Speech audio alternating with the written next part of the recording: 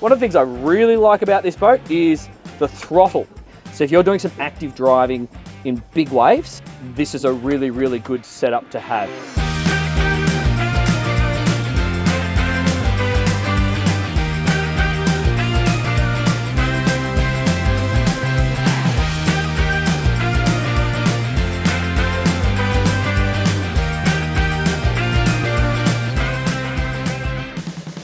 So this boat's interesting.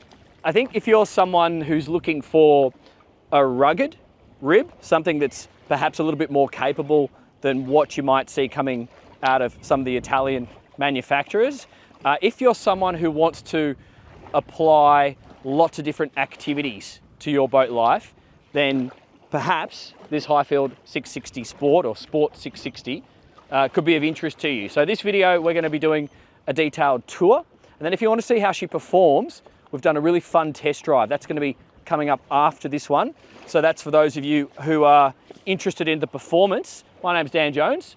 Welcome to Dan's Boat Life. And we're in beautiful Queensland. It's winter. Hopefully you can tell I got my winter shirt on. I got my winter underpants. And yeah, it's lovely. I was in Melbourne on Monday and it was freezing as, so now I know why everyone comes up here for the winter months.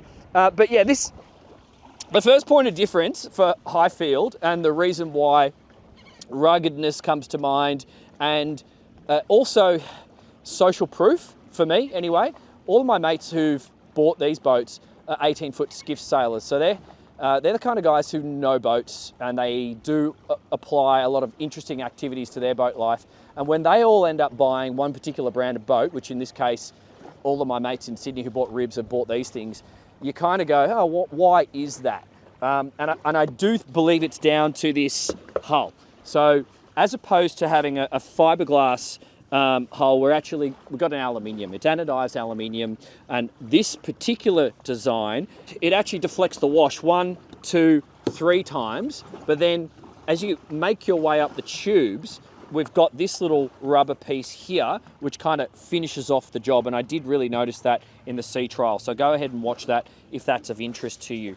We have 26 degrees of dead rise. So she's a real deep V hull. So that means offshore capable. And we've got this protection here down the center line, down the keel. So if you want to run the thing up on the sand, you absolutely can. If you want to obviously trailer the boat, and you can trailer this with the tubes inflated, or tow it behind another vessel, that's going to be perfectly strong enough as a attachment point for the vessel. So, you know, why would you get an aluminium hull? If you do want to do a lot of beaching, that's going to be useful to you. But if you are someone who wants to head north, or if you're in the Northern Hemisphere, perhaps that means head south and go into a region with coral, that's where aluminium is probably going to be a little bit more friendly to you than perhaps a fiberglass hull, which could really do some damage. Now this is Hypalon material. You can also do the PVC, but the Hypalon is going to be much better in terms of standing up to the UV. So in our part of the world, that's going to be quite relevant to you. If you're just going to be in another part of the world where you winterize your boat and you keep it in a garage all the time, maybe that's not a concern. Talk to your dealer about that. But let's just cover the bow part of the boat, or the bow initially, and then I'm going to make my way down to the center console and to the aft section. But we've got a nice grip pad up here on the bow, which is perfect for stepping off. So if you're dropping people off at a fixed dock or at a marina, and you can just go bow in because you don't have anything out here that protrudes, this is a perfect place for people to jump off. This is your bow roller because you're just hand anchoring on this boat, and that's where you attach the anchor line. So you're just going to have a couple of meters of gal chain, and then you just secure the line there. You've got your navigation LED, by the looks of it, lights just here. But don't try and tow the boat from this cleat. It's not designed for that. If you want to tow it, you want to have a painter just secured to the strong point there, and make sure the line doesn't go past your motor, which could be a little bit of a whoopsies. I'm just going to wash my feet. Actually, I'm going to wash my knees as well because I don't want to get sand everywhere, and then step on. See, this is one of the great things about a rib. You know, if you see some of the adventure boats on my channel, they're going to have much higher sides. If you've got short legs like me, then that's an issue. Getting on, you've got to have ladders. Everything gets a lot more complicated. So if you've got kids, If you're time poor, if you want to use a boat like this as your go fast car to go from your house to your mate's boat or restaurant, whatever, stepping off on the sand is going to be a lot easier with a low-sided boat like you find on this design. Now come and have a look at what's going on up here. We have the single seat. The center console is offset to starboard, but we do still have enough space to make our way around. So there's just enough space to squeeze through here, and you've got a good grab hold just here, but it's designed for you to transit up the port side. All right, we've got the flexi-teak on the deck, so that's nice soft rubber stuff, and I was using that on Monday in Melbourne on another Highfield, and it was like 0 degrees, and I was barefoot at times, and it retains its temperature.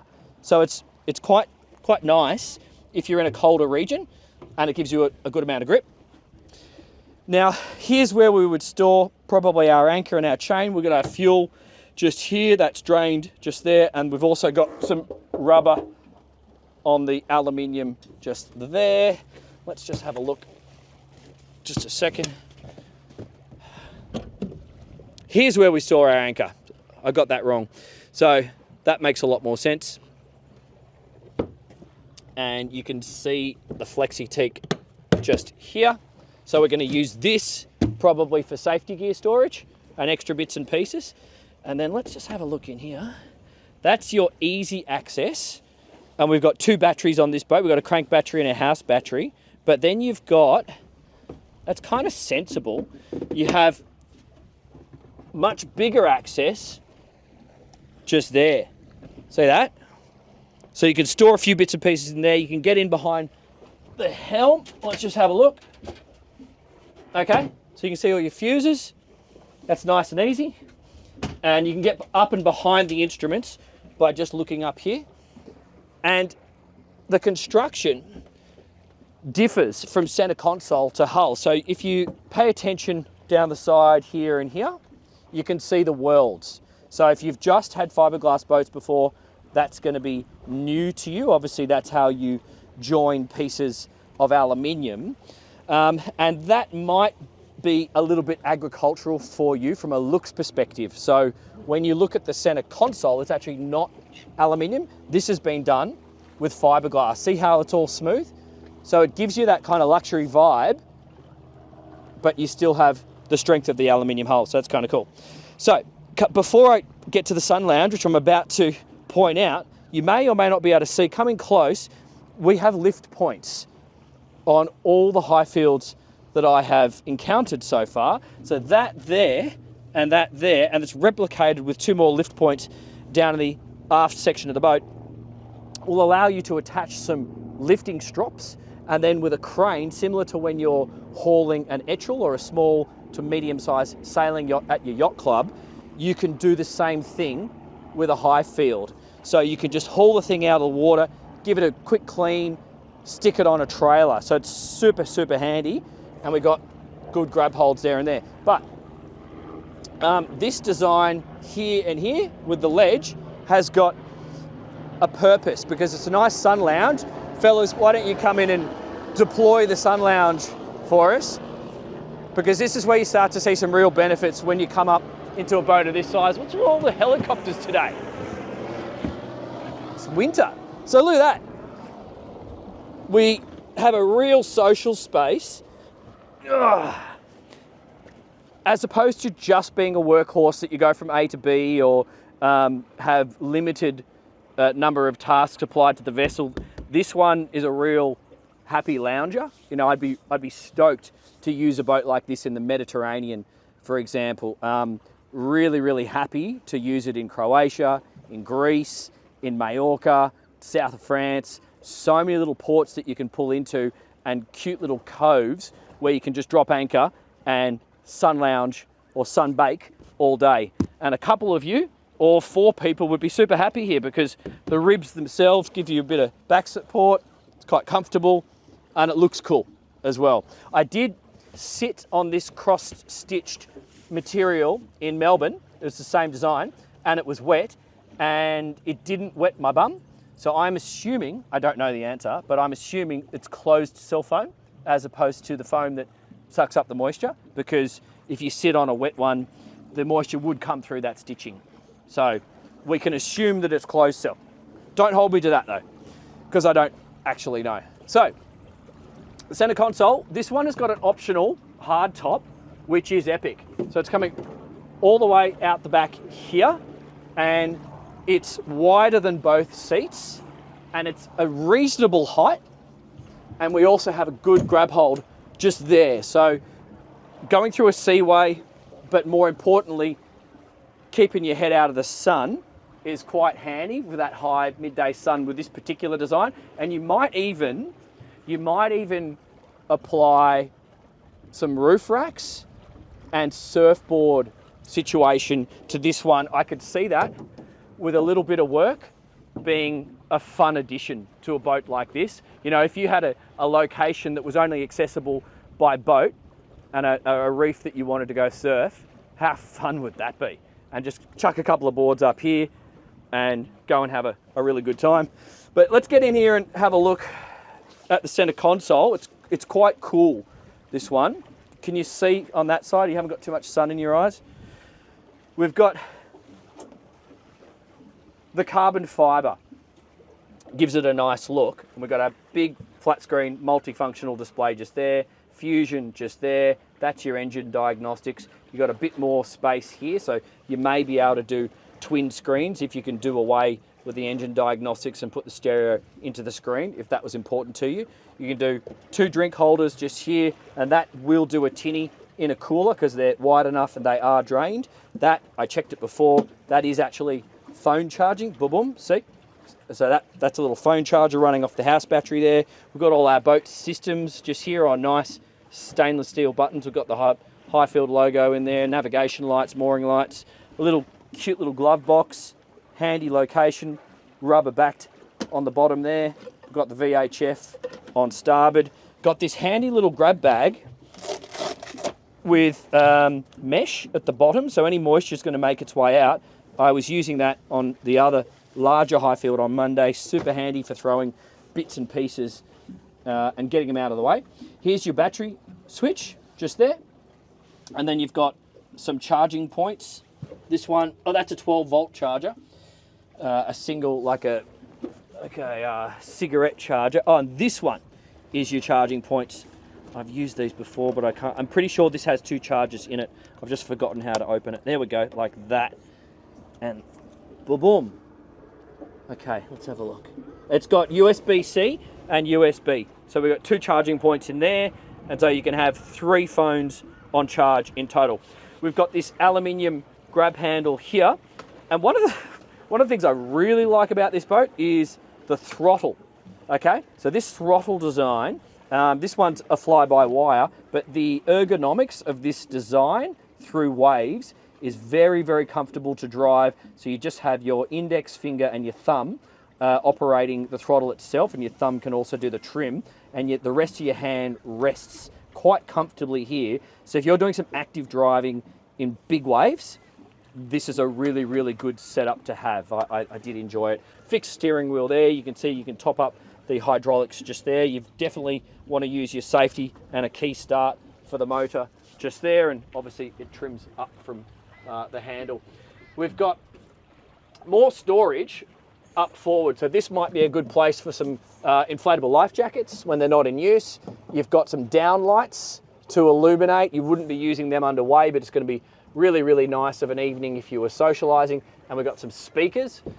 That's just a perspex. Looks like we can see through there, but we've got more storage for safety gear here and more speakers, which these ones, actually both of them, when you look at the design, look as if they're going to reverberate some bass because they're actually in a box structure themselves. So lots of places to hold on.